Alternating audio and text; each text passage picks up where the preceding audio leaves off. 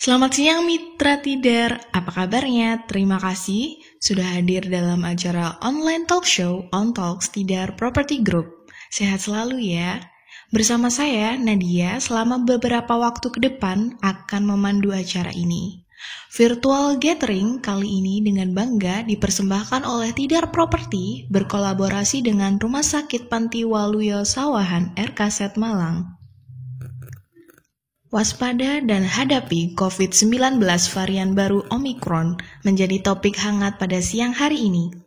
Keresahan dan ketakutan masyarakat akan gelombang varian baru dari COVID-19 akan dibahas dengan salah satu pakar hebat kita, Dr. Erik Rahardi, SPPD Vinasim. Selamat siang Bapak Dokter. Selamat siang, Mbak Nadia. Dengar Ya, jelas terima suara kasih. saya? Ya, jelas Bapak. Baik. Terima kasih Bapak Dr. Erik sudah hadir bersama kami secara daring. Ya, sama-sama, Mbak Nadia. Oke, baik. Mitra Tidar sekalian, kembali lagi saya infokan bagi teman-teman yang ingin mempunyai pertanyaan selama acara berlangsung, teman-teman dapat mengetik di kolom chat atau pesan Zoom di bawah ini. Dan tentunya saksikan teman-teman sampai akhir acara karena di akhir acara akan dipilih 3 orang pemenang untuk memenangkan merchandise menarik dari Tidar Property. Pertama-tama saya akan memperkenalkan profil dari tamu spesial kita pada siang hari ini. Beliau adalah seorang dokter profesional dalam menangani COVID-19 khususnya di Kota Malang. Beliau adalah Dr. Erik Rahardi, SPPD Vinasim, lahir di Kota Malang, telah menempuh pendidikan di Fakultas Kedokteran Universitas Brawijaya pada tahun 2001 dan mengambil spesialis penyakit dalam di Fakultas Kedokteran Universitas Brawijaya pada tahun 2009. Menjabat sebagai Home Staff Ilmu Penyakit Dalam RKZ. Selain di RKZ, Dr. Erik juga membuka praktiknya di Rumah Sakit Sumber Sentosa atau RSSS Tumpang. Baik, untuk mempersingkat waktu, langsung saja kita dengarkan bersama penjelasan dari Bapak Dr. Erik. Kami persilakan Bapak untuk memulai materi pada siang hari ini. Silakan Bapak. Oke, terima kasih, Mbak Nadia. Wah, langsung. Ya, oke, saya mulai. Terima kasih Mitra Tidar, juga Mbak Nadia, selaku host ya pada siang hari ini. Wah, saya salut sama Mbak Nadia. Kemana-mana masih pakai masker. Kalau saya sudah di rumah, jadi saya sudah aman. Jadi saya bisa nggak pakai masker. Ya, jadi kita tahu sendiri bahwa mengapa sih kok dibahas lagi nih masalah COVID. Ya, ternyata kan kasus positifnya ternyata makin meningkat ya. Kalau kita lihat ini data yang terakhir kemarin, meningkat menjadi 793 kasus ya, per hari. Padahal sebelumnya kalau kita lihat kan sudah mulai di bawah 500, bahkan sudah pernah mencapai angka 100. Dan kita tahu sendiri bahwa varian mutan virus ini makin berkembang. Ya, banyak mutasi-mutasi baru, dan ternyata individu yang sudah pernah mendapat vaksin, ataupun mereka yang sudah pernah kena COVID, ternyata bisa kembali mengalami reinfeksi. Nah, itu jadi mungkin Mitra Tidar terus mengundang ya, jadi ngadakan lagi nih. Oke, slide.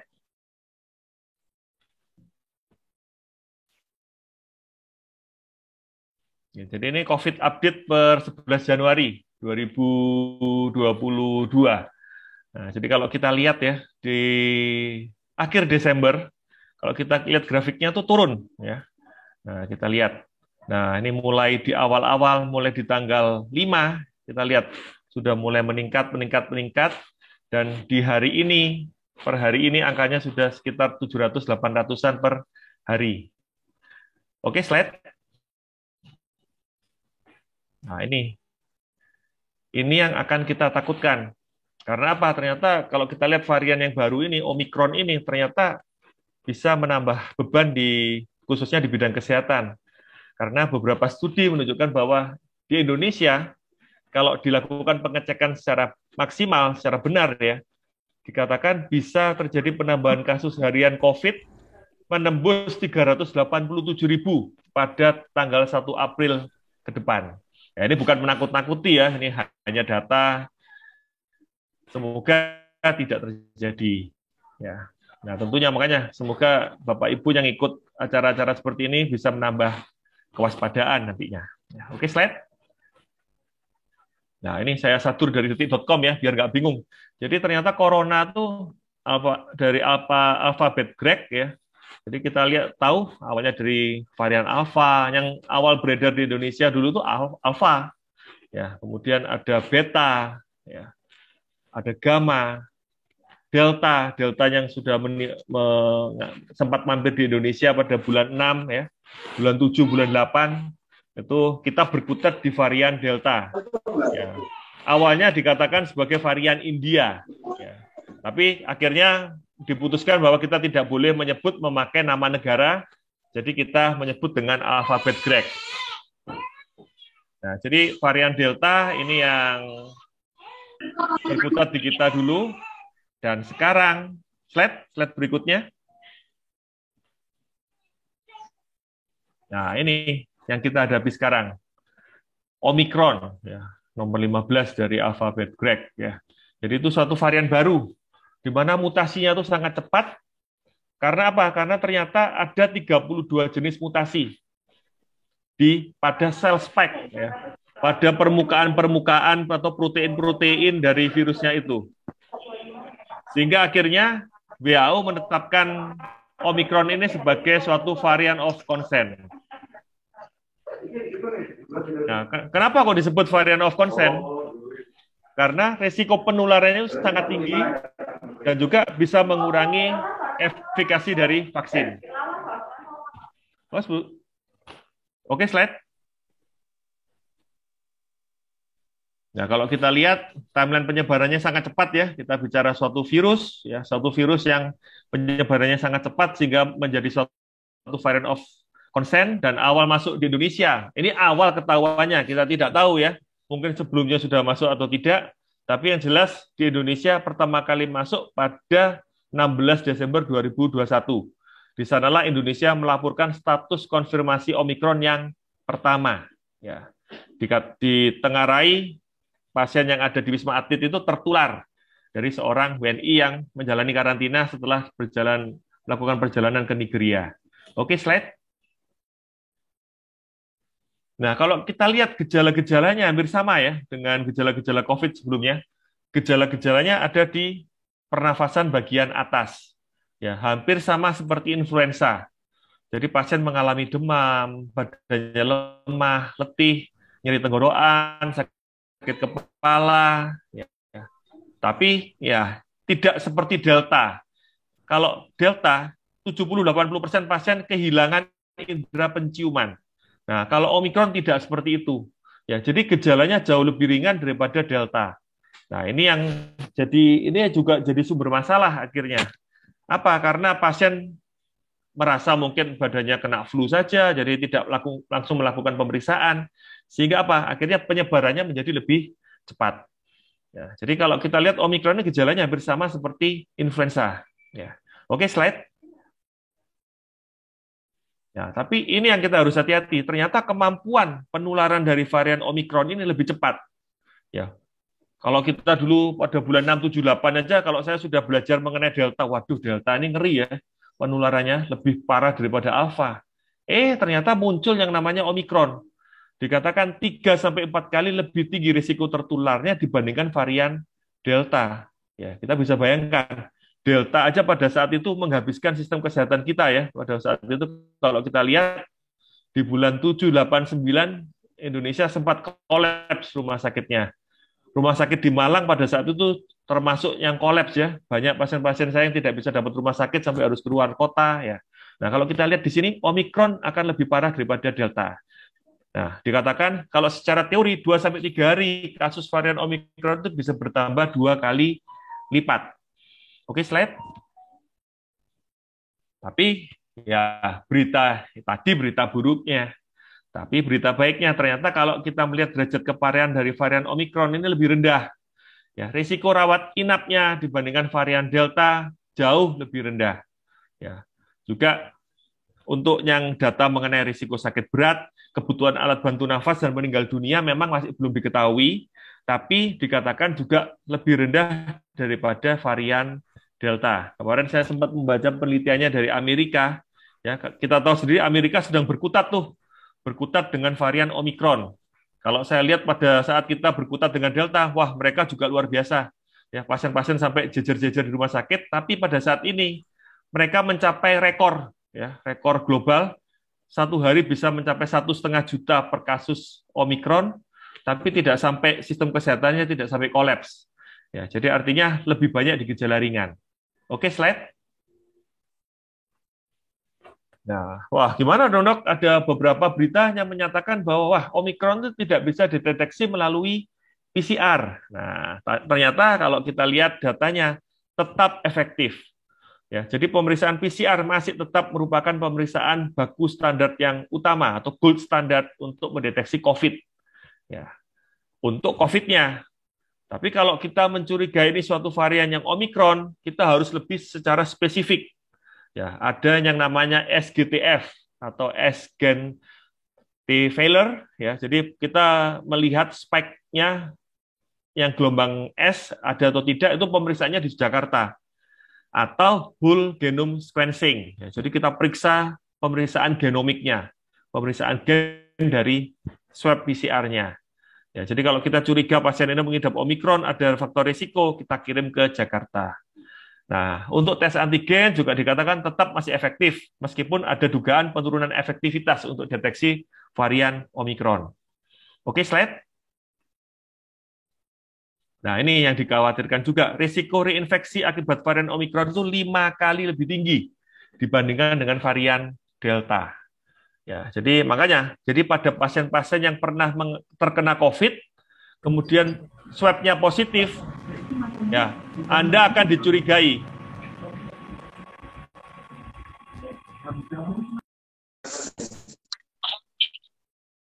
Jadi kalau Anda pernah terkena COVID sebelumnya, kemudian Anda terkonfirmasi ulang di bulan-bulan ke depan, Anda pasti dicurigai terkena varian Omikron. Ya, karena salah satu faktor resiko terjadi reinfeksi adalah dari varian Omikron. Ya, jadi baik pada mereka yang belum mendapatkan vaksin maupun yang sudah mendapatkan vaksin. Ya, jadi ini bahayanya dari Omikron. Dia bisa menurunkan daya tahan atau respon antibodi pasien yang sudah mendapatkan vaksinasi. Oke, slide.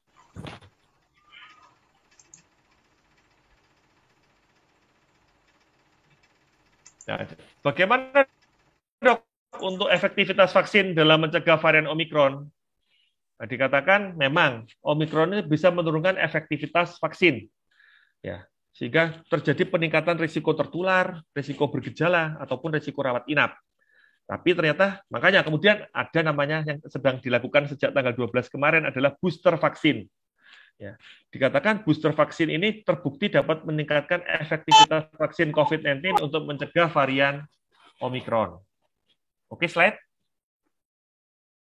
Ya, jadi secara keseluruhan untuk varian Omikron ini, jadi risikonya sebenarnya sangat tinggi ya. Karena apa? Yang pertama, penularannya sangat cepat, sehingga kasus COVID-19-nya sendiri bisa naik sangat cepat. Dan kita sudah melihat di berbagai negara, ya. Kalau kita lihat di mana, di India sekarang, di Amerika, di Australia, di Eropa, semua sedang berjuang melawan Omikron. Nah, dan juga yang kedua, dia bisa menembus pertahanan vaksin. Ya, sehingga akhirnya apa? Yang kita khawatirkan jumlah pasien-pasien kita akan meningkat. Ya, sehingga akan membebani sistem kesehatan. Ya, jadi rumah sakitnya penuh, nanti dokternya capek, perawatnya capek, ya. Ya nanti nggak ada yang beli rumah akhirnya, ya. Nggak nyambung ini sebenarnya. Oke, slide. Nah, tapi kita tetap harus optimis karena saya rasa Indonesia tidak akan mengulang kesalahan yang sama pada saat kita menghadapi varian Delta. Ya, pada saat kita melawan varian Delta, kita sebenarnya pada saat awal ya ruangannya tidak ada, alat-alat obat-obatannya pun bahkan kosong. Kalau Bapak Ibu mungkin tahu ya, sampai obat-obatan harus banyak pasien-pasien saya sampai beli di Jakarta, cari di luar negeri ya. cari di black market sampai tertipu, ya itu banyak sekali. Tapi tentunya kita tatap di 2022 ini Indonesia saya rasa lebih siap. Oke, apa saja yang berubah? Oke, slide. Ya, jadi sudah ada vaksin COVID-19 untuk remaja dan anak.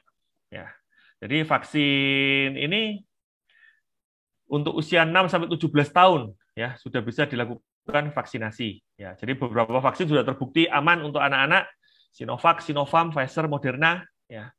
Dan penelitian vaksin untuk usia 6 bulan dan 5 tahun saat ini juga sedang berjalan. Jadi kita harapkan nanti ke depannya di tahun 2022 ini balita atau bawah 5 tahun sudah mendapatkan vaksinasi. Ya, oke, slide. Nah, kemudian booster ternyata terbukti meningkat, sudah memberikan.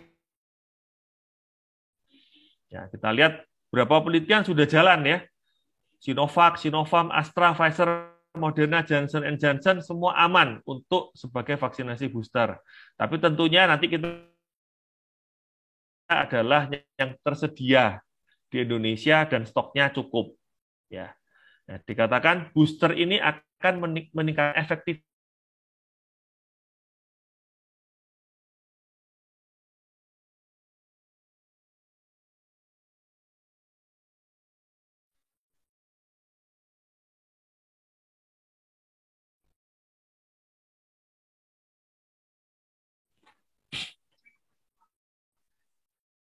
Ya, ini mungkin sedikit informasi ya. Jadi kalau kita dulu kenalnya kan Avigan, ya, Avigan, kemudian oseltamivir, Flovir, ya.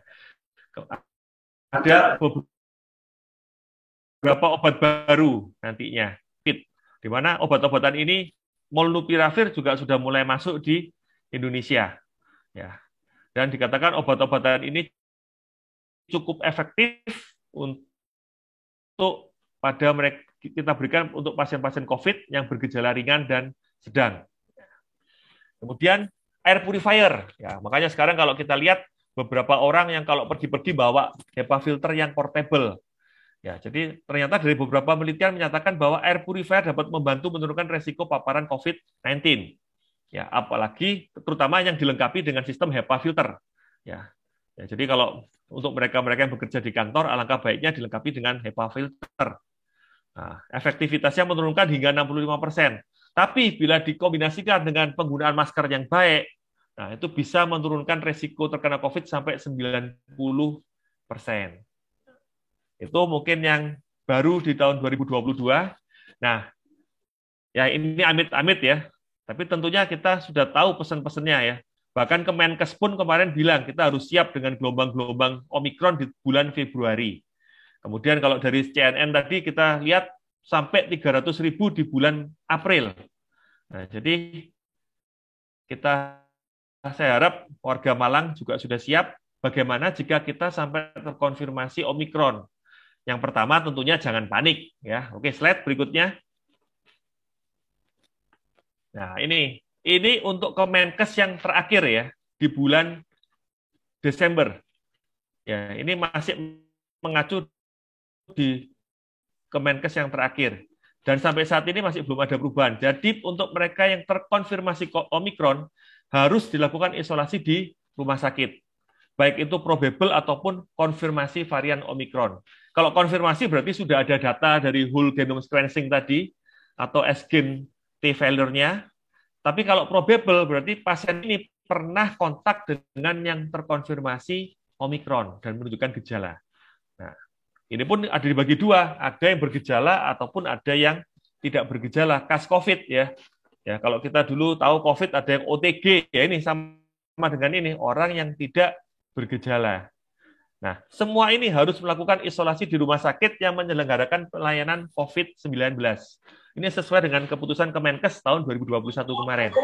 Meskipun ya berita baiknya kemarin dari Kemenkes, Menteri Kesehatan sendiri bilang, wah nanti kalau ada lonjakan ya tidak mungkin dong semua pasien Omikron harus masuk rumah sakit, ya harus bisa melakukan isolasi mandiri di rumah. Ya. Tapi masih belum ada keputusannya. untuk saat ini semua pasien Omikron wajib diisolasi di rumah sakit. Oke, slide. Ya, kemudian kita harus bekerja sama untuk pelacakan kontak erat. Itulah pentingnya peduli lindungi ya. Dalam 1 kali 24 jam kita harus melakukan pelacakan kontak untuk menemukan kontak erat yang kemungkinan juga terkena COVID-19 varian Omikron. Nah, kontak-kontak erat ini harus dilakukan karantina di fasilitas karantina yang terpusat. Ya, kalau di Jakarta ada Wisma Atlet, kalau di Malang kita punya di Jalan Ijen ya, rumah sakit lapangan, ataupun yang di Jalan Kawi. Ya, itu adalah fasilitas karantina terpusat. Oke, slide. Nah, sampai kapan isolasi itu boleh selesai? Nah, ini dibagi dua, yang tanpa gejala, sama dengan aturan yang dulu, minimal 10 hari, ya, pasca swab PCR pertama dengan hasil positif, dan harus disertai dengan hasil PCR negatif 2 kali berturut-turut dalam waktu selang 24 jam. Nah, ini bedanya dengan yang varian yang Alpha dan Delta yang dulu. Kalau Alpha Delta kan pokoknya selesai 10 hari, selesai isolasi. Nah, tapi kalau yang Omikron harus PCR negatif 2 kali negatif. Nah, kalau yang dengan gejala, 13 hari pasca gejala. Nah, di sana dikatakan juga dengan minimal 3 hari sudah tidak ada gejala demam dan gangguan pernafasan. Dan juga sama, hasil PCR 2 kali harus negatif. Ya, ini mungkin yang agak berat di sini ya. Untungnya sama pemerintah PCR harganya sudah dilakukan penurunan. Ya. Oke, slide. Ya, mungkin ini healthy tipsnya ya. Slide lagi. Ya, karena virusnya mengalami mutasi, sudah di-upgrade, ya tentunya kita harus upgrade masker double. Ya, mungkin ini sudah disarankan sejak kita menghadapi varian Delta. Jangan pernah hanya pakai 1 lapis masker, tapi pakailah masker double. Kecuali Anda sudah memakai masker KN ataupun KN95 ataupun N95. Kalau itu cukup 1 masker. Ya, oke, slide. Ya, ingat, ventilasi dan sirkulasi udara itu memegang peranan penting. Nah, apalagi sekarang kan di awal tahun banyak yang sudah work from office, ya, kemudian sudah yang anak-anak sudah melakukan PTM, ya, tatap muka, ya. Jadi harus dipastikan ventilasi dan sirkulasi udaranya baik. Ya. Jadi optimalkan. Ya, kalau mau solusi Rp0 ya cukup aja, cukup dilakukan ini aja, buka jendela dan pintu. Ya, di ruangan tertutup langsung buka. Ya, kalau harga sedang, ya lakukan maintenance alat sirkulasi udara di ruangan dan gunakan HEPA filter di air purifier Anda. Ya, oke, slide. Nah, kalau yang harga mahal, ya Anda bisa melakukan UVC, lampu ultraviolet di sistem ventilasinya, ya pasang HEPA filter di sistem ventilasinya seperti yang dilakukan di penerbangan-penerbangan, ya tapi itu kan harganya mahal ya. Dan pertanyaannya, kalau sudah optimal dok ventilasi dan sirkulasi udara, apakah masih perlu protokol kesehatan? Ya tetap perlu. Basicnya adalah protokol kesehatan yang baik. Jadi meskipun ventilasi sirkulasi udaranya sudah oke, tapi tetap lakukan protokol kesehatan secara maksimal. Ya di sekolah misalnya, dok anak saya sudah berempat aja kok dok satu kelas, terus sudah dibuka semua, ya sudah ada HEPA filternya. Maskernya masih perlu nggak dok? Anak saya soalnya ribet kalau pakai masker. Jawabannya masih perlu. Ya, jadi tetap protokol kesehatan kita lakukan harus secara maksimal. Oke, slide. Nah, ini juga untuk yang tips-tips mereka yang menerima tamu di rumah ya. Lakukan protokol VDJ, ya, ventilasi, durasi, dan jarak. Ya, ventilasi kalau bisa ya, kalau bertemu di teras ya, jangan ketemu di dalam. Ya, yang perputaran udaranya baik. Ya, makanya sekarang kafe-kafe yang laris kan kafe-kafe yang outdoor kalau saya lihat. Sudah benar karena ventilasinya baik. Kemudian jaga jarak, ya jaga jarak minimum adalah 2 meter. Dan batasi durasi. Ya, jangan lama-lama kalau kongko-kongko sekarang. 15-30 menit sudah cukup. Ya. Ya, makanya sekarang ini salah satu juga kalau ketemu dokter mungkin nggak bisa lama-lama karena ini. Karena dokternya juga menerapkan protokol VDJ. Ya. Kalau dulu sama dokter Arif bisa ngomong-ngomong sampai 1 jam. Sekarang kok cuma 15 menit, Dok? Ya ini. Menerapkan protokol VDJ. Oke, slide. Ya, tingkatkan imunitas tubuh Anda tentunya. Balik lagi ke sistem imun kita. Ya, itulah yang membedakan mengapa ada yang OTG, ada yang gejala ringan, ada yang gejala sedang, ada yang gejala berat, atau yang ada yang sampai meninggal dunia. Karena sistem imun tiap orang berbeda-beda. Nah, oleh karena itu tingkatkan imunitas tubuh Anda dengan konsumsi gizi yang seimbang. Kalau perlu tambahkan vitamin, ya multivitamin di menu-menu Anda. Jangan merokok, ya. Kemudian lakukan aktivitas atau fisik ataupun senam ringan, olahraga 3-5 kali seminggu. Istirahat yang cukup, dan kalau Anda memiliki komorbid, ya kendalikan. Ya, Anda memiliki diabetes mellitus, hipertensi, ya jangan takut untuk pergi ke dokter karena sekarang dokter pun bisa melakukan telemedicine. Ya. Oke, slide. Ya, ini juga untuk berolahraga, hati-hati, tetap jaga jarak, meskipun cari tempat yang sepi. Ya, kalau tidak bisa ya di rumah itu tempat yang paling aman sebenarnya ya. Olahraga di tempat yang ramai. Ya, kalau Anda memilih olahraga, carilah yang outdoor lebih aman daripada yang indoor. Nah, kemudian ingat prinsipnya datang, latihan, langsung pulang.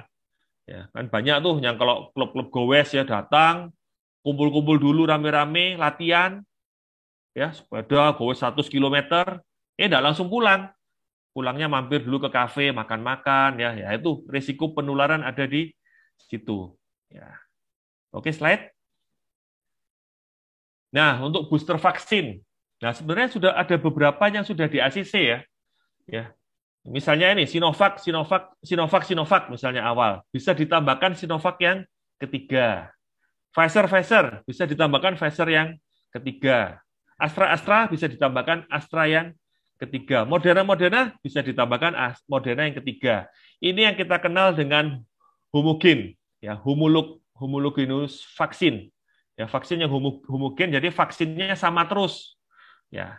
Kemudian tapi ternyata beberapa penelitian dari luar negeri menyatakan bahwa penggunaan vaksin booster yang heterolog ya dikatakan jauh lebih efektif untuk meningkatkan daya tahan tubuh kita terhadap varian, ya terutama untuk varian. Ya, jadi ada Astra ditambahkan Moderna setengah dosis, ya Pfizer ditambahkan Moderna setengah dosis. Oke, slide. Nah, ini adalah vaksin booster yang akan dilakukan di Indonesia. Ya, jadi mereka yang mendapatkan vaksin Sinovac, vaksin primer Sinovac, 2 kali Sinovac pertama, akan dibooster dengan AstraZeneca setengah dosis ataupun Pfizer setengah dosis. Nah, bagi mereka yang mendapatkan vaksin primer AstraZeneca, bisa mendapatkan booster Moderna ataupun Pfizer setengah dosis. Ya, jadi kita di Indonesia menganut prinsip yang hetero, ya karena dikatakan secara ilmiah lebih efektif untuk meningkatkan daya tahan tubuh kita. Mengapa setengah dosis, Dok? Nah, ini pertanyaannya kan itu. Ya, sebenarnya sudah dicoba. Ya, tentunya pemerintah nggak mengada-ngada ya. Sudah dicoba sebenarnya. Ternyata dengan setengah dosis ini bisa meningkatkan imunitas kita sebenarnya. Sudah cukup. Ya, dan bisa mengurangi, ya ini yang penting, bisa mengurangi reaksi KIPI atau kejadian ikutan pasca imunisasi. Ya, mungkin Bapak Ibu beruntung ya, kita tenaga kesehatannya yang jadi kelinci percobaan kemarin. Ya, jadi yang waktu booster pertama kan yang menerima booster adalah tenaga kesehatan. Nah, kita ini jadi kelinci percobaan. Nah, tenaga kesehatan rata-rata yang menerima booster Moderna full dose, waduh, amit-amit dah. Saya sampai demam waktu itu, saya sampai demam 2 hari. KIPI-nya luar biasa. Ya, jadi makanya ini mengapa dipakai setengah dosis karena efektivitasnya sudah cukup baik, KIPI-nya bisa diminimalkan. Oke, slide. Ya, pencegahan dan penanganan gejala Omikron ya harus kita mulai dari diri kita sendiri ya. Jaga protokol kesehatan. Ya, ini kita ingatkan lagi ya. Mungkin selama ini akhir tahun kemarin kan sudah turun tuh, sudah mulai lengah ya. Mulai lengah, mulai ke kafe, mulai keluar-keluar lagi, maskernya cuma satu, ya kadang-kadang nggak pakai masker, lupa cuci tangan ya. Mulai kita jaga lagi ya, jaga jarak, gunakan masker, cuci tangan, kurangi mobilitas dan jauhi kerumunan. Nah, kemudian jangan lakukan perjalanan terutama ke luar negeri. kok keluar negeri. Kalau bisa di dalam negeri pun jangan, jika tidak mendesak. Nah, kemudian bila ada gejala, lakukan isolasi mandiri minimal 10 hari di rumah, dan jangan takut untuk melakukan swab PCR. Ya. Kemudian yang terakhir, lakukan vaksinasi lengkap, dosis 1 dan 2, dan segera lakukan vaksin booster. Oke, slide. Ya, ini sudah akhir-akhir nih. Ya, kemudian hindari stres. Ya, ini mungkin juga salah satu kunci utama ya. Sebab kalau sudah saya tahu sendiri waktu bulan 6, 7, 8 ya, pasien-pasiennya stres ya. Orang-orang banyak yang stres. Waduh, gila dok, kok deltanya di mana-mana dok. Ya, dokternya ikut stres, rumah sakit penuh, ya nggak bisa ngapa-ngapain. Ya, obat-obatan habis. Ya, tapi yang penting adalah hindari stres. Ya, karena stres akan meningkatkan hormon stres yang namanya kortisol. Nah, kortisol ini akan menurunkan daya tahan tubuh Anda secara signifikan. Ya, lakukan hobi Anda di dalam rumah, ya, lakukan aktivitas fisik, ya, komunikasi dengan keluarga, ya, tetap dijaga silaturahminya. Bisa sekarang dengan VA call atau video call, bisa dengan Zoom, ya. Berjalan-jalan di sekitar rumah, tapi tetap lakukan protokol kesehatan. Oke, slide. Ya, tetap pada prinsipnya kita bersama-sama dalam menangani COVID ini. Jadi salah kalau anggapannya dokter adalah lini paling depan. Kita mungkin malah gerbang belakangnya. Ya, istilahnya kita bersama-sama. Ya, kita lakukan protokol kesehatan secara maksimal sehingga pasien-pasien yang terkena COVID juga minimal. Ya, nggak sampai ada yang kena Omikron. Ya, Omikronnya minimal. Ya, ya kita bisa aktivitas lagi seperti zaman sebelum pandemi. Oke, slide. Ya, mungkin yang terakhir ya. Jadi, terima kasih atas perhatiannya. Saya kembalikan ke Mbak Nadia. Oke, baik. Terima kasih Pak Dr. Erik atas... Masih ke-mute, Mbak. Mbak Nadia, masih ke-mute. Oke, sudah terdengar, Pak? Ya, sudah. Ya, baik. Terima kasih Pak Dr. Erik atas penjelasannya yang super lengkap dan sangat detail bagi Mitra Tita dan teman-teman sekalian. Apa itu Omikron dan bagaimana cara kita lebih siap nih Pak untuk menghadapi varian Omikron. Nah, saat ini teman-teman sudah terhubung dan sudah banyak pertanyaan nih untuk Bapak Dr. Erik. Nah, sudah mulai bisa kita lakukan sesi tanya jawab ya Pak. Langsung saja saya bacakan nih dari Bapak Angga. Selamat sore nih Dr. Erik. Untuk jenis vaksin, apakah ada pengaruhnya terhadap tingkat ketahanan kita terhadap ancaman Omikron ini? Nah, semisal vaksin jenis A lebih efektif mencegah tertularnya daripada vaksin B. Nah, bisa dijelaskan nih Pak Dokter, Ya. silahkan. Ya, bagus ya pertanyaannya mengenai vaksin ya. Ya memang kalau dari beberapa penelitian mengenai vaksinasi, ya vaksinasi yang berada di Indonesia ya, Sinovac, AstraZeneca, Pfizer, Moderna, ya. Yang terbaru nanti muncul Civivax ya, yang mengenai subunit protein. Ya, sebenarnya semua memiliki efektivitas terhadap yang terakhir Delta, semua ada memiliki efikasi yang baik juga. Nah, untuk Omikron, nah ini kan masih hal yang baru. Ya, jadi sebenarnya kalau yang sudah terbukti, yang kita lihat mereka-mereka yang menggunakan mRNA basis, yaitu Pfizer dan Moderna. Ya, kalau kita lihat di Amerika sama di Eropa kan kebanyakan basisnya di mRNA virus untuk vaksinnya. Ya, jadi kalau yang memang lebih terbukti efektif, memang mereka yang sudah mendapatkan vaksin yang jenis mRNA, yaitu Pfizer dan Moderna. Oleh karena itu, makanya kenapa vaksin boosternya, yang sekarang kalau kita lihat kan Moderna, Pfizer masuk ke jenis untuk booster. Nah, itu mungkin yang kita dipikirkan oleh Kemenkes yaitu supaya masyarakat segera mendapatkan booster yang jenis mRNA ini sehingga tidak sampai terpapar oleh Omikron. Tapi tetap ya, sasarannya adalah, kalau untuk saat ini sasarannya adalah yang rentan, yaitu lansia dan yang rentan. Oke, gitu Mas Angga. Oke, terima kasih dokter penjelasannya. Semoga terjawab ya, Pak Angga. Selanjutnya untuk pertanyaan kedua dari Bapak Margo. Selamat sore, dokter. Nah, saya ingin menanyakan jarak vaksin booster dengan vaksin kedua, berapa lama ya, dok, efektivitasnya? Silakan dijawab, dok.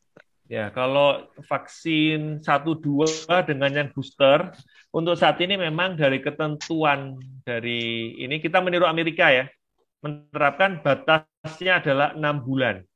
Ya, 6 bulan dari vaksin yang pertama dan kedua. Meskipun dari beberapa penelitian ada yang sudah mulai menggunakan vaksin setelah 3 bulan. Tapi kalau di Indonesia, kita sama dengan Amerika, ya sama persis dengan CDC Amerika. Booster dilakukan dengan jarak 6 bulan dari vaksin yang terakhir. Ya, mungkin itu, Pak Nadia.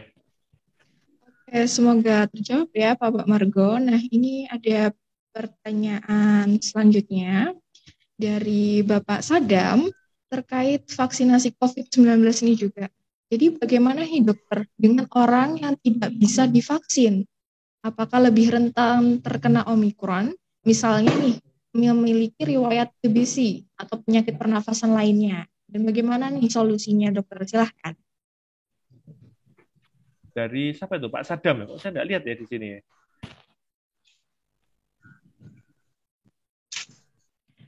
Ini melalui WhatsApp, Pak. Ya, pertanyaannya jadi sorry. ada. Iya. Gimana pertanyaan tadi, Mbak Nadia? Jadi bagaimana orang yang tidak bisa divaksin seperti itu? Ada memiliki riwayat TBC, penyakit pernafasan seperti itu, Bapak. Ya, kita harus mengandalkan herd immunity-nya. Jadi artinya apa? Jadi kalau misalnya di rumah saya nih ada nenek yang sudah umur tua, sudah memiliki komplikasi banyak sehingga tidak memungkinkan untuk divaksin. Ya, kita tidak perlu vaksin. Tapi yang jelas di sekelilingnya harus menjalankan vaksinasi. Ya. Pembantunya, susternya, keluarganya itu harus dilakukan vaksinasi komplit. Ya, harapannya ya kita tidak akan menularkan ke si pasien. Kemudian kita harus juga jaga ya, kalau sudah kayak gitu lebih baik dijagalah, saling menjaga ya istilahnya. Kalau kayak mengunjungi orang kakek atau nenek misalnya, lebih baik lakukan secara jaga jarak. Ya, jangan melakukan kontak yang terlalu dekat. Ya, karena ini mereka pasien-pasien yang rentan untuk terkena COVID.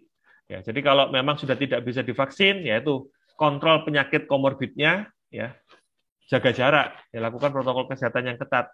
Ya, saya pernah punya pasien yang seperti itu. Jadi di rumah itu ya, di kamar tersendiri, di depan kamarnya itu sudah dikasih hand sanitizer. Sebelum masuk, suruh pakai hand sanitizer dulu. Kemudian dikasih jarak, nggak boleh deket-deket sama si pasiennya. Nah, itu mungkin salah satu cara ya, salah satu tips dan trik ya di era pandemi ini. Oke, mungkin begitu, Pak Nadia. Oke, semoga terjawab ya, Mas Adam. Selanjutnya ini ada dari Niki. Dok, banyak informasi simpang siur. Sebenarnya berapa lama sih airborne bertahan di udara? Karena yang berbahaya banyak orang yang pakai masker tapi tidak rapat seperti itu. Jika dia sakit COVID, berarti ketika dia bernafas airborne-nya di sekitarnya apakah bervirus juga atau bagaimana? Silahkan dokter. Ya, jadi memang ini sebenarnya ini materi saya waktu membahas mengenai Delta ya. Waktu itu waktu COVID Delta itu, dikatakan ini COVID ini bukan cuma droplet loh, bisa secara airborne ternyata. Ya, tapi itu kan memang simpang siur ya. Dan sampai saat ini pun WHO menyatakan bahwa untuk COVID penularannya masih secara droplet. Ya, untuk penelitian secara airborne sampai saat ini masih disangkal.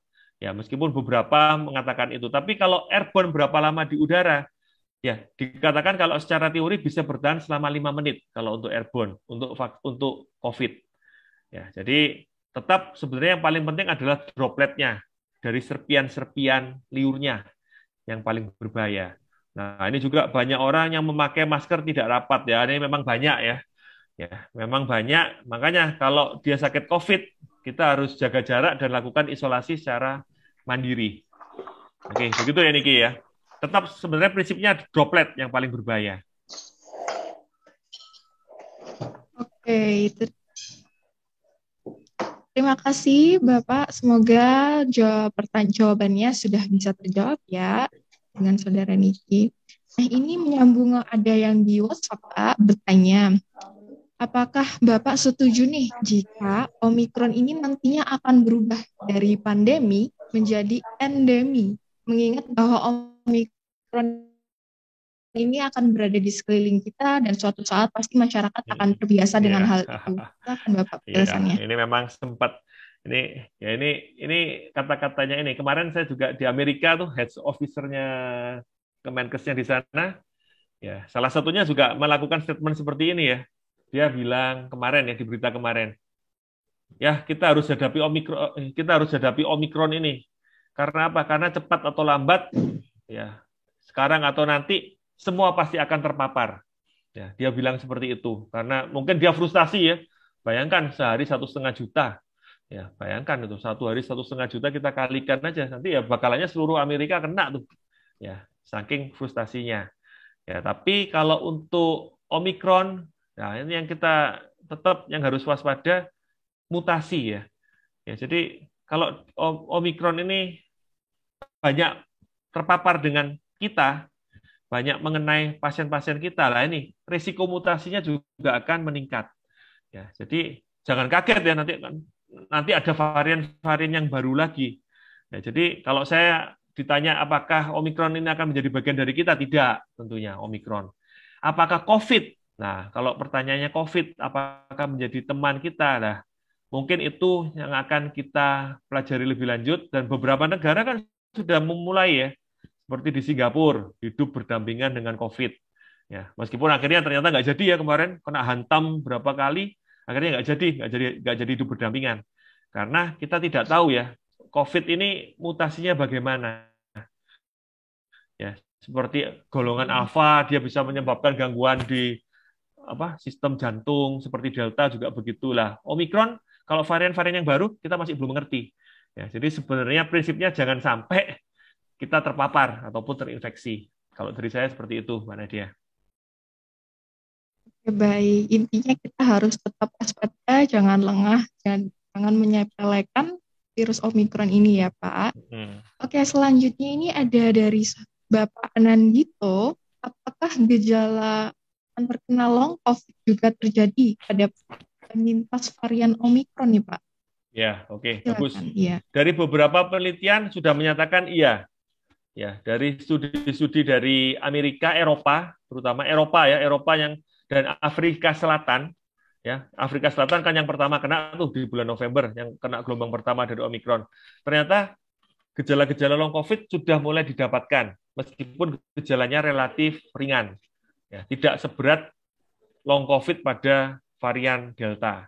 Ya, jadi itulah mengapa tadi saya sebut juga jangan sampai terpapar COVID meskipun Omikron ya, yang katanya cuma ringan, tapi ternyata ada juga gejala dari long COVID-nya.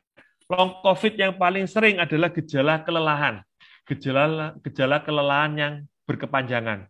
Jadi sudah sembuh tapi masih capek, masih lemes, ya itu salah satu gejala long COVID Omikron yang paling sering dijumpai. Pak Nandito.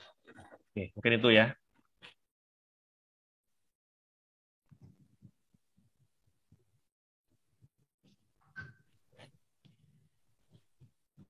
Oke, baik Bapak, terima kasih. Nah, pertanyaannya terus muncul ini Pak, nggak habis-habis nih. Kayaknya teman-teman pada antusias nih ya Pak ya.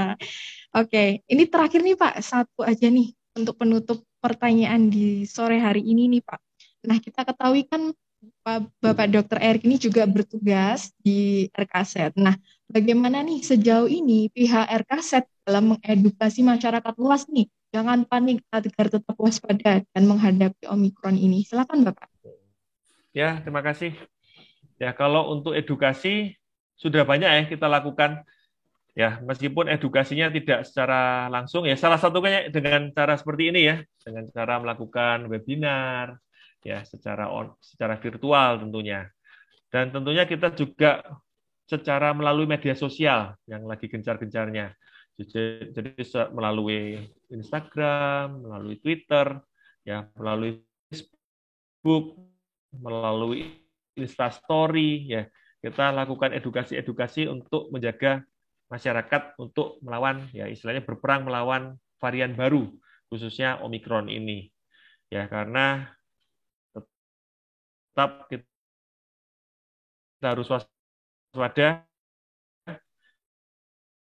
karena kan sebagaimana kita ketahui karena penularannya sedemikian cepat dan di Indonesia awal Depok ya ternyata kemudian bisa menjadi seperti ini. Itu kan luar biasa. Ya, apalagi yang kita hadapi adalah varian Omikron. Ya, jadi edukasinya masih virtual, Mbak Nadia. Terima kasih. Dan terima kasih juga ini salah satu kesempatan kita untuk berbagi mengenai COVID.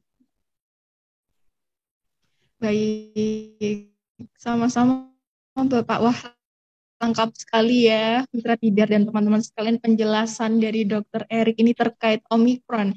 Dan kita diharapkan jangan panik dan jangan lengah nih, harus tetap mematuhi protokol kesehatan dan tetap mendukung kebijakan pemerintah demi kebaikan kita bersama. Oke, dokter dan Mitra Tidar dan kita Tidar sekalian, tidak terasa cara.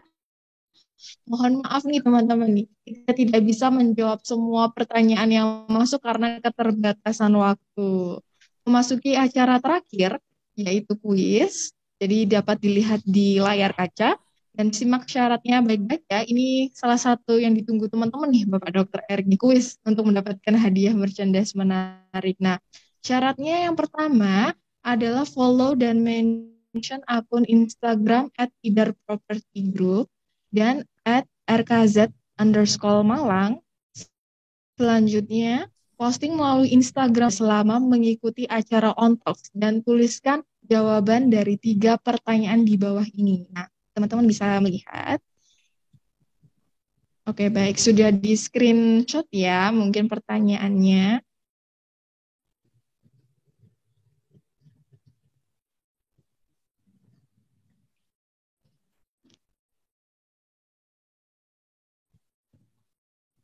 Oke, mungkin bisa dibacakan pertanyaannya. Apa nih? Sebutkan varian terbaru COVID-19. Ada apa?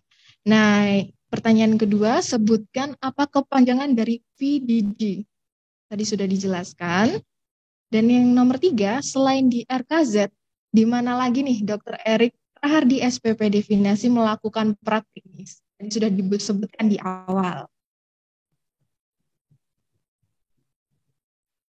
Nah, sudah dicatat ya teman-teman, segera membuat postingan Instagram dan kami tunggu hari ini agar langsung mendapatkan merchandise menarik dari kita. Oke, merchandise akan dibagikan langsung kepada 3 orang pemenang yang beruntung. Nah, sekali lagi nih terima kasih banyak kepada Dr. Erik sudah menyempatkan di sore hari ini di tengah kesibukan yang luar biasa. Terima kasih, Dokter. Sama-sama, Mbak Nadia, Mitra Tidar, terima kasih atas kesempatannya. Iya, kami doakan seluruh dokter dan tim kesehatan diberikan kesehatan, kekuatan, dan kesabaran ya, dokter, dalam menghadapi gelombang COVID-19 baru ini. Terima kasih, ya itu yang paling penting. Iya, semoga sehat selalu, dokter. Iya. Ya, sama-sama. Nah, oke, baik teman-teman, sudah di screenshot kuis tadi dan segera dijawab ya. Kami tunggu segera. Bagi teman-teman ikuti acara On Talks pada episode selanjutnya. Dan jangan lewatkan nih promo menarik dari Tidar Property. Sebagai developer ternama di Kota Malang nih, memiliki 9 proyek perumahan terbesar dan tersebar di kota dan Kabupaten Malang. Cocok sekali sebagai hunian atau investasi jangka panjang teman-teman sekalian. Tunggu apa lagi, ajak kerabat dan keluarga untuk berinvestasi di Tidar Property. Karena kami memiliki promo menarik dan diskon hingga 100 juta rupiah, serta khusus di bulan Januari ini. Segera hubungi kami di 0341557775. Saya Nadia, undur diri, sampai jumpa di acara On Talks selanjutnya, dan tetap patuhi protokol kesehatan dimanapun Anda berada. Saya Nadia undur diri. Selamat sore, terima kasih Dr. Erik sekali lagi.